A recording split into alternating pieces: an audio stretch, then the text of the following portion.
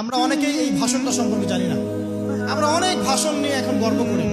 নবী করিম সাল্লাল্লাহু আলাইহি ওয়াসাল্লামের এই যে সর্বশ্রেষ্ঠ ভাষণ, এটা কতজন জানেন? বিদায় হজের ভাষণ।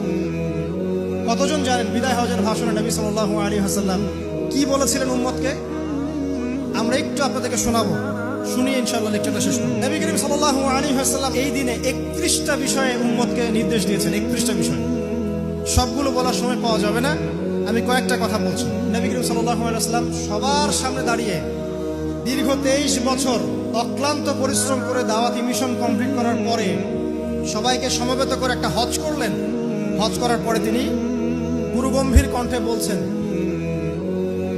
হৃদয়ের সমস্ত আবেগ বের করে দিয়ে বলছেন, হে জনগণ, আইয়ুহান নাস, হে জনগণ, আমি জানি না আজকের পর তোমাদের সাথে আমি কখনো মিলিত হতে পারবো কিনা।